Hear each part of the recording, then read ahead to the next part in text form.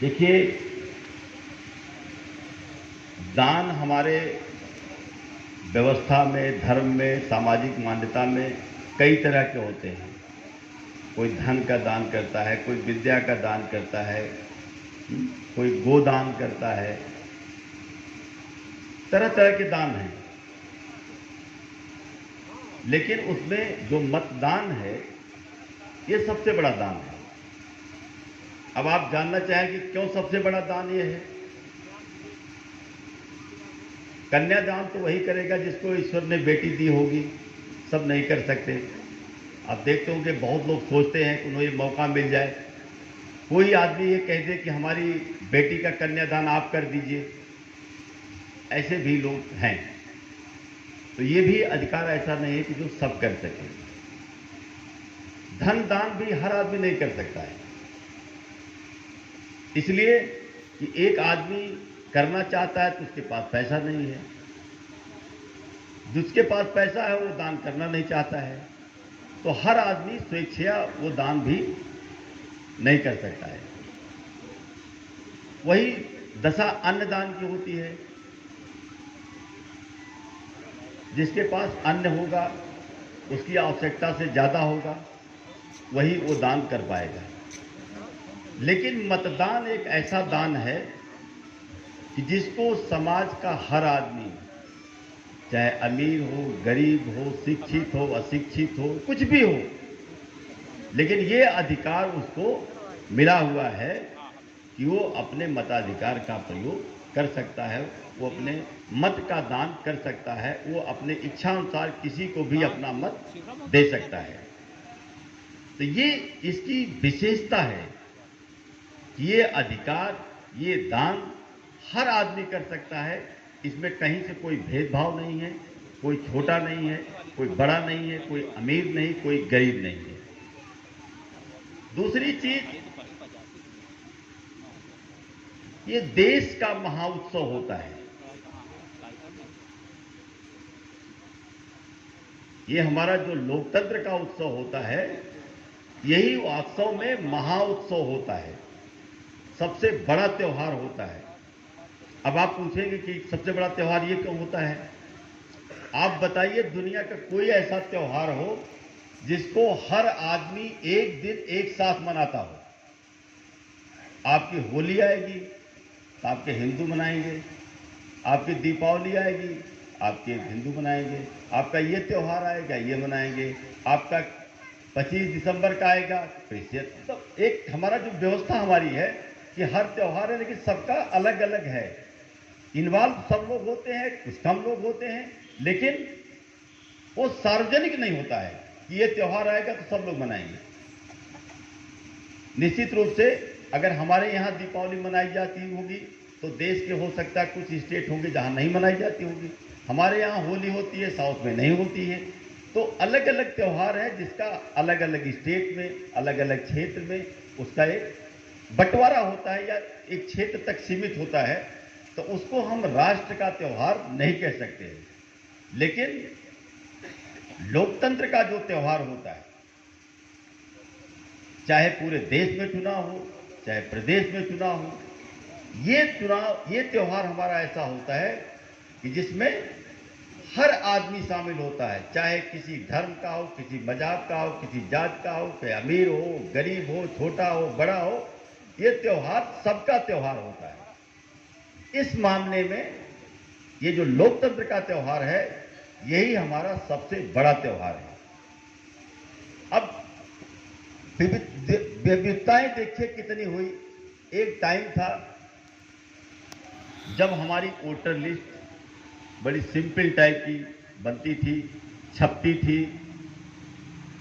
हर साल जब हम लोग रिवीजन करते थे तो हर साल क्या होता था, जब चुनाव आता था तो मतदाता सूची का रिवीजन होता था और वोटर लिस्ट में सीधे सीधे जुड़ता था, इतने नाम जुड़ गए, इतने नाम घट गए, संख्या हुई ये फाइनल। कभी कोई नहीं देखता था कि एक्चुअल स्थिति क्या है।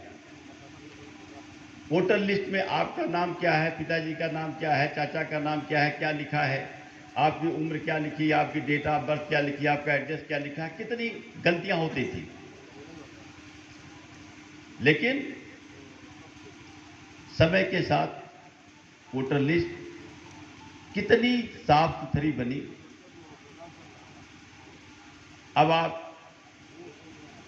आपका एड्रेस, आपका नाम, आपकी डेट ऑफ बर्थ, आपका कार्ड, आपकी फोटो, कितनी चीजें डेवलप हो गई। लेकिन उसके साथ साथ जो इंटरेस्ट है वो धीरे धीरे कम होने लगा। हमें याद है कि जब स्टार्टिंग में चुनाव होता था, जिस दिन वोटिंग डे होता था, पूरे गांव में एक जश्न का माहौल होता था। वैचारिक रूप से कुछ भी होता, हमारे घर पर किसी की झंडा, उनके घर पर किसी की झंडा, उनके घर पर किसी पोस्टर, लेकिन वोट डालने के लिए पूरी गांव की महिलाएं, ऐसे लगता था कि जैसे किसी शादी पार्टी में भाग लेने जा रहे हैं, क्योंकि उनके लिए वो एक जश्न था। पूरी मंडली गांव की निकलती थी और सब गाते बजाते अपना बूथ तक जाते थे, वोट डालते थे, 2 घंटे वहां बैठते थे और लौट के उस दिन पूरे शाम तक केवल उस बूथ की ही चर्चा होती थी। वो मिले थे, उन्होंने ऐसा किया, वो हमारे साथ जाके वोट डाल आई, उनका हमने बता दिया, ये सारी चर्चा होती थी। उसी तरह गांव का हर आदमी इस टाइप का व्यवहार करता था, जैसे गांव में किसी लड़के की शादी हो, सब कहते थे बरात चलना भाई, कब निकलेंगे, कैसे निकलेंगे। ठीक इसी तरह पूरे गांव के लोग इकट्ठा होकर के और सब लोग वोट डालने जाते थे। वैचारिक रूप से वो कहीं मत डालते हैं, उसमें कोई दिक्कत नहीं है, लेकिन हर आदमी एक भाव से निकलता था कि हमें वोट डालना है, चाहे वो लोकसभा का हो, विधानसभा का हो, पंचायत का हो, सब लोग इंटरेस्ट लेते थे। आज जब सारी सुविधाएं आपको दे दी गई, आयोग चाहता है कि किसी आदमी को कोई कष्ट न हो। आपने देखा होगा नामांकन के लिए कितने ढोल नगाड़े के साथ सब आते थे, कितनी बड़ी बड़ी जुलूस आते थे, कितनी गाड़ियों से सब तौले जाते थे, कितनी गाड़ी कितना बड़ा जुलूस लेके आए। आज आयोग ने कह दिया आप अपने घर से ऑनलाइन फॉर्म भर सकते हो, आपको कुछ करने की जरूरत नहीं, ऑनलाइन भर दीजिए। अब 3 लोग आकर के नॉमिनेशन करेंगे। आप ड्यूटी जो करते थे वो हमेशा पछताते रहते थे, हम वोट नहीं डाल पाए, हमें मौका मिलता। आज ड्यूटी वाले भी सब वोट डाल सकते हैं। आप जो हमारी सरकारी सेवाओं में वो भी डाल सकते हैं, जो हमारी आवश्यक सेवाओं के लोग हैं, इवन जो ट्रेन चला रहे हैं, उनको भी हम बैलेट पेपर भेजेंगे, भाई आप भी अपना वोट डालो। कितनी चीजें धीरे धीरे आसान कर दी गई। अभी आपने देखा होगा कि जो हमारे दिव्यांग मतदाता हैं, आयोग ने कहा कि अगर वो बूथ पर नहीं आना चाहते हैं, नहीं आ सकते हैं, तो हम उनका वोट उनके घर ले जाके डलवाएंगे। मतलब उनको पोस्टल बैलेट पेपर नहीं, बल्कि हमारी टीम उनके घर पे जाके बूथ बना के उनका वोट डलवाएगी। 60 साल के लोग हैं, 60 साल से ऊपर हो गए हैं, अगर उनकी ऐसी स्थिति है कि वो केंद्र पे हमारे नहीं आना चाहते हैं या नहीं आ पा रहे हैं, तो हमारी टीम उनके घर जाएगी। एक मोबाइल टीम बनेगी, हर विधानसभा में कई कई मोबाइल टीम बनेगी जो उनके घर जाकर के उनका वोट डलवाएंगे। क्यों? इसलिए कि सबकी इसमें सहभागिता हो। उद्देश्य है कि सब लोग इसमें शामिल हों, अधिक से अधिक लोग इसमें शामिल हों। इवन अगर आज के कोरोना के टाइम में कोई कोविड पॉजिटिव होगा, उसको भी वोट हमारी टीम जाएगी और जहां भी वो हॉस्पिटल में होगा उसका वोट डलवाएगी। तो अगर हमारा आयोग इतना चिंतित है इस बात को लेकर के, तो हमारी भी तो कहीं न कहीं से कुछ चिंता होनी चाहिए कि हमारा भी तो कुछ नैतिक धर्म है।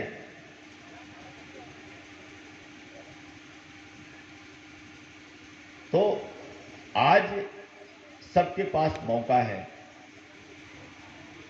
कि आप अपना मत जरूर दें, अपने परिवार में इंश्योर करें कि आपके परिवार के सब लोग जाएं, आपके पास पड़ोस के लोग उसमें शामिल हो। और जब तक आप इसको एक पर्व के रूप में नहीं लेंगे, जब तक आप इसको दिल से नहीं लेंगे, तब तक स्थिति यही होगी कि आप शहरी क्षेत्र में जहाँ कहते हैं कि जब बात आएगी तो हम बहुत पढ़े लिखे, बड़े समझदार, बड़ी अच्छी जेंट्री के लोग हैं, सब लोग हैं, लेकिन जब वोट डालना होगा तो वहाँ की वोटिंग परसेंटेज 33% आएगा, 32% आएगा। क्यों भाई? आप सब लोग समझदार हो, पढ़े लिखे हो, अच्छे हो, हैसियत वाले हो, और जब वोट डालना होगा तो आपके यहाँ 20% वोटिंग हो जाएगी। आप देखिए बड़े शहरों में, लखनऊ में कितने परसेंट वोटिंग होती है। और अब तो एक टाइम था कि आपको अपना बूथ, सब चीजें सब पता रहता था। अब तो हम इतने आगे बढ़ गए हैं कि हमें अपना बूथ ही नहीं पता है कहाँ है, विधानसभा ही नहीं पता है।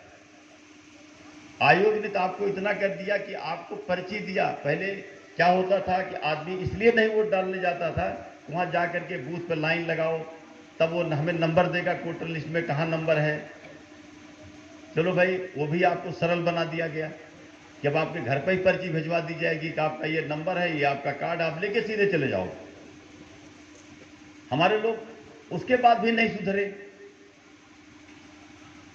तो उन्होंने कहा भाई ठीक है, कुछ लोगों ने अपनी व्यथा व्यक्त की होगी, साहब हमें तो पता ही नहीं, हम पहुंच ही नहीं पाते बूथ पे। साहब ने कहा कोई बात नहीं है, उन्होंने आपके स्लिप के पीछे मैप भी दे दिया कि आपके बूथ का ये मैप है, आप इधर से जाओगे, अपने इस चौराहे से जाओगे, दाएं जाओगे, बाएं जाओगे, ये स्कूल आपका आ जाएगा। तो ये चीजें हैं कि आपकी सहूलियत के लिए, आपको कोई दिक्कत ना हो, सब लोग इसमें जुड़ें, आगे बढ़ें। इसके लिए आयोग जितनी सहूलियत कर सकता है वो चीजें कर रहा है।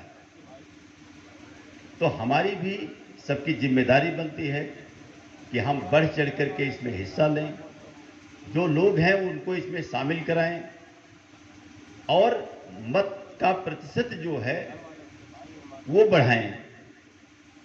जब पंचायत का चुनाव आता है तब हम 80%, 90% वोट डाल देते हैं, तब हर आदमी ताकतवर हो जाता है, हर आदमी ज्ञानी हो जाता है, हर आदमी का इंटरेस्ट हो जाता है। और जब विधानसभा का चुनाव आएगा तब आप 60% पे आ जाएंगे, तो उसके पीछे न आ जाएं। तो ये स्थिति लोकतंत्र के लिए अच्छी नहीं है। लोकतंत्र की ताकत हमसे है, मजबूती हमसे है। तो ऐसा नहीं है कि हम कोई ऐसी चट्टान है कि हमसे मजबूती है तो लोकतंत्र मजबूत बना रहेगा, नहीं। जब हमारी सहभागिता होगी, हमारी भागीदारी होगी, हम बढ़ चढ़ के उसमें हिस्सा लेंगे, लोकतंत्र उससे मजबूत होगा। अगर आपके यहाँ 50%, 40% वोटिंग हो तो उसमें 20%, 25% पाने वाले ही जीतेंगे, उन्हीं की सरकार बनेगी। तो आपके मन की सरकार वो कहां हुई? जहां 25% पर ही अगर सरकार बन जाती है, 30% पर ही सरकारें बनती हैं, तो वो लोकतंत्र में बहुमत कहां होगा? तो तभी होगा जब 80%, 90% वोट डालें। हम आपको पश्चिम बंगाल का उदाहरण दें कि जब पिछला चुनाव वहां हुआ था, आपने देखा होगा कोविड की पराकाष्ठा थी, तब भी करीब 78% वहां वोटिंग हुई थी, जब प्रलय था कोविड का। यह होता है इंटरेस्ट। और हम लोग बामुश्किल कहते हैं 60.23% साहब वोटिंग हुई, और अगर उसमें कन्नौज का निकाल लेंगे तो शायद हो सकता वो 40% हो। तो ये लोकतंत्र के लिए ये साइन अच्छा नहीं है। इसलिए सबकी जिम्मेदारी है कि सब लोग इसमें शामिल हों और एक चैलेंज के रूप में लें कि हम अब की बार 80 से नीचे नहीं आएंगे। और कोई असंभव नहीं है, हम लोग 80 करके भी पंचायत में दिखाए हैं। तो विधानसभा में कोई ऐसी चीज नहीं कि हम 80 न कर पाए। बस एक दिन आलस छोड़ दें, एक दिन बड़ा होने का भ्रम छोड़ दें, एक दिन बड़ा तीरंदाजी का भ्रम छोड़ दें। आप देखिए हम लोग कितने बदले हैं। अभी हमारे त्यौहार आते हैं, वैसे हम बड़े शौकीन हैं, हम बड़ा दिल से मनाते हैं, लेकिन हमें लगता है कि जितने बड़े लोग हैं वो कम इंटरेस्ट रखते हैं। लेकिन जो आदमी मजदूरी करता है, देखिए 15 अगस्त, 26 जनवरी, 2 अक्टूबर कैसे मनाता है। तो मेरा सबसे अनुरोध है कि ये आपका दान का वो अधिकार, जिसको कहते हैं ना महादान, सबसे बड़ा दान और सबसे बड़ा त्योहार है। तो इन दोनों स्थितियों में हमारी सहभागिता, हमारा योगदान भी उतना ही बड़ा होना चाहिए, जिससे हमारे लोकतंत्र को मजबूती मिले, हमारे जिले का नाम हो और हमें भी लगे कि ठीक है, जो हमारा दायित्व था, जो हमारी जिम्मेदारी थी, उसको हमने अच्छे से निभाया। अगर आप वोट नहीं देते हैं तो फिर आपको किसी तरह की कोई टिप्पणी करने का अधिकार नहीं होता है। इसलिए फिर एक बार आपसे अनुरोध है कि इस महापर्व में पूरे जिले के सभी लोग बढ़ चढ़ के अपनी भागीदारी निभाएं और सबको शामिल करें, जिससे हमारे जिले का मतदान प्रतिशत अधिक से अधिक बढ़े। बहुत बहुत धन्यवाद।